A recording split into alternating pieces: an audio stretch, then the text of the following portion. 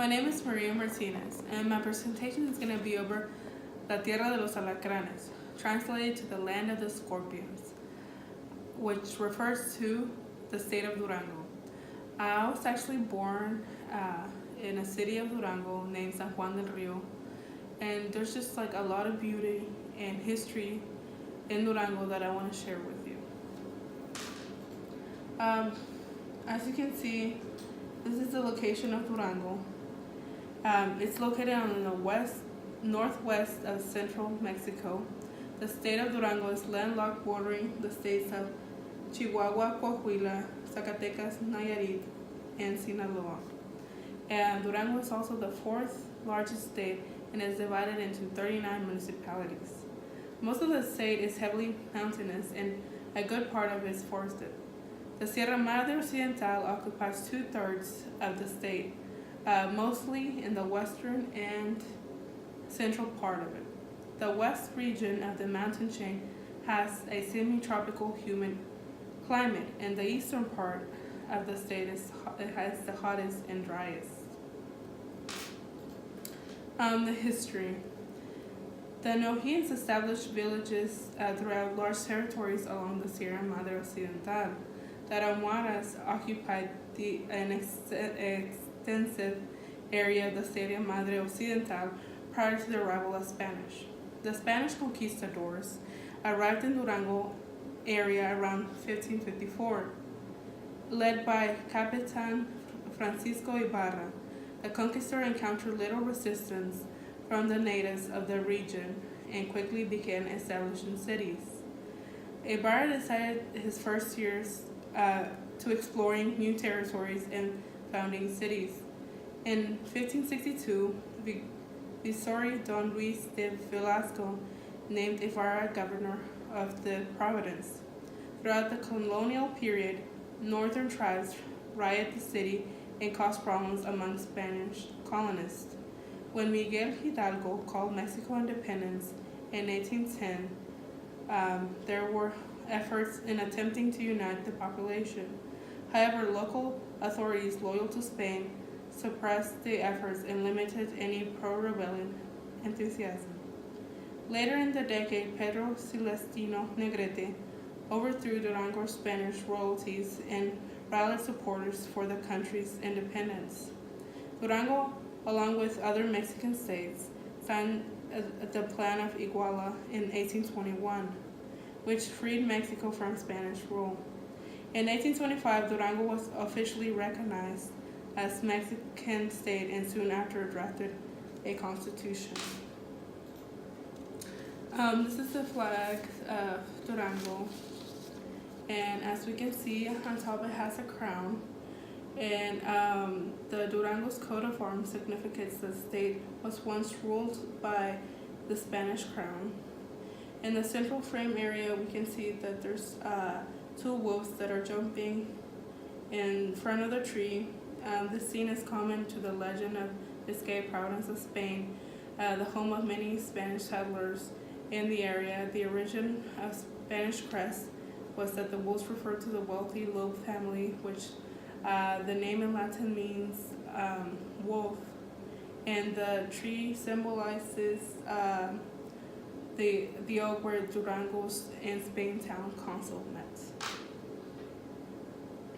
Durango played a very important role in the Mexican Revolution.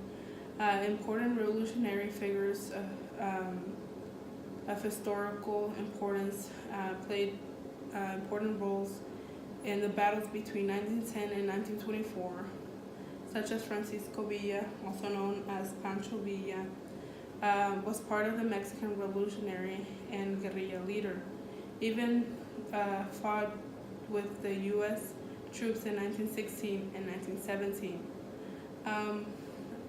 Like I said, I'm from San Juan del Rio, Durango, and he was born in a ranch close to where I'm from, and you could actually go. It's like a museum because his house is still there, and a lot of his properties are still there. Like a lot of stuff he used, like his bed is still there. I've actually been there several times. There's also a big monument Um, the place is called La Coyotada, and like I said, a lot of his personal items are still there, and it's like a museum where you can go and see, and it's just really impressive, like that a lot of things are so conserved, and you can go see and how and where he lived. Um, Mexico is also known as Mexico's Hollywood. Um, the reason being is because um, several films have been filmed in Durango. Durango has over 120 films, productions, both domestic and foreign.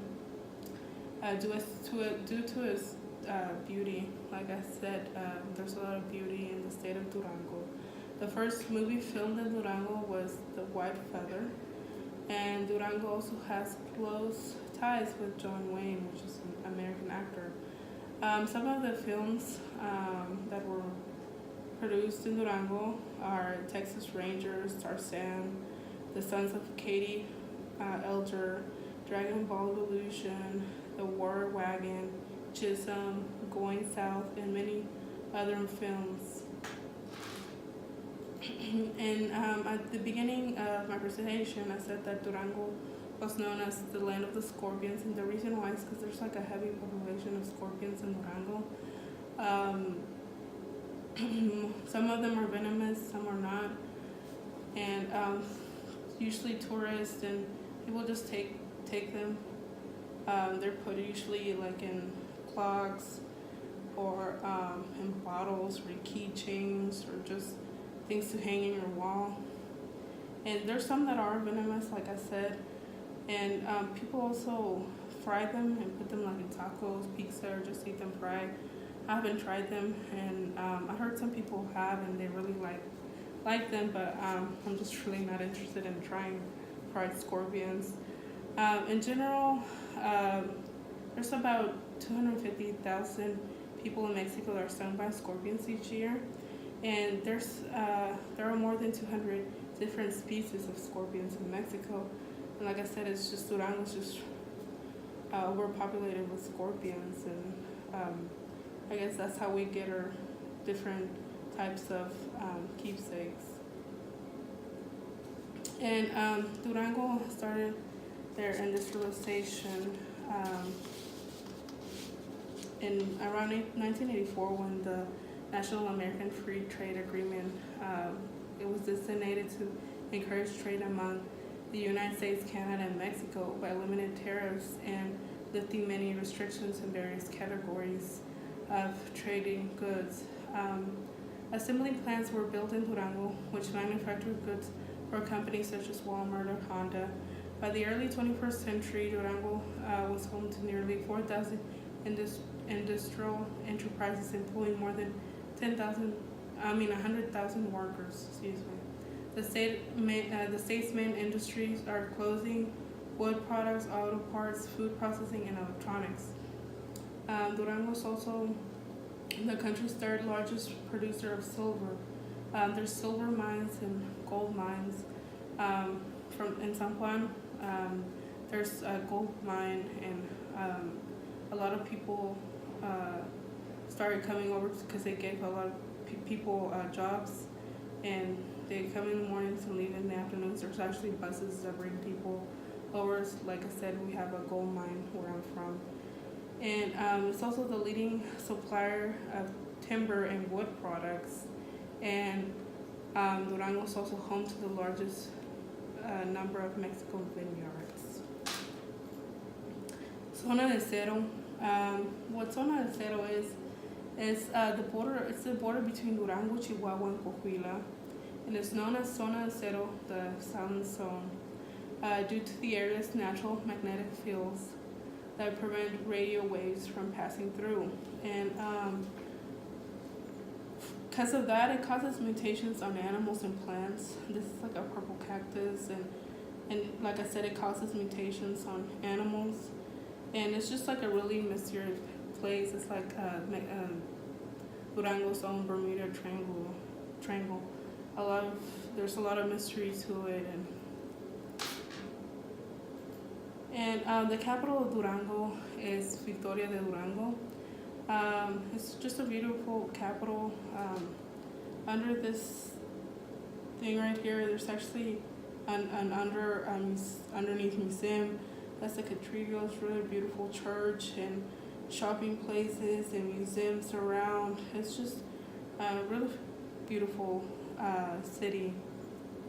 And there's a lot of historic centers in Durango, and it's also famous for tourist attraction in the city.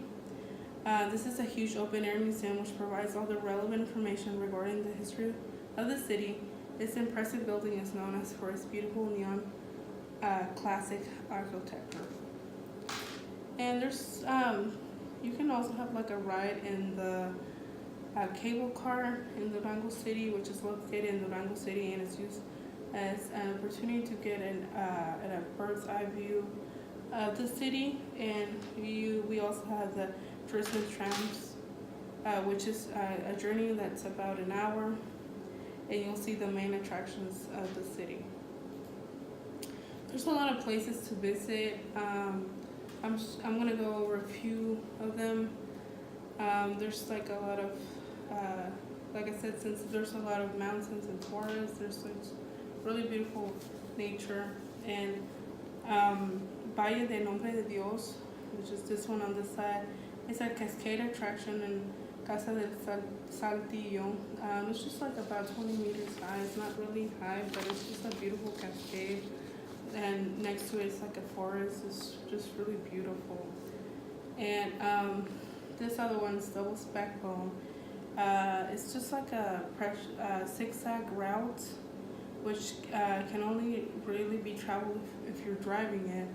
And it offers just like a really nice view of the Sierra Madre Occidental mountain range. And it's just like really scary to drive. I actually been through the Espinazo del Diablo, and if you look down, you can just like see all the where you're at. Like it's really high, and it's just scary. It was a scary experience for me, and it's just like, but it's pretty to see like the mountains and the sierra and everything.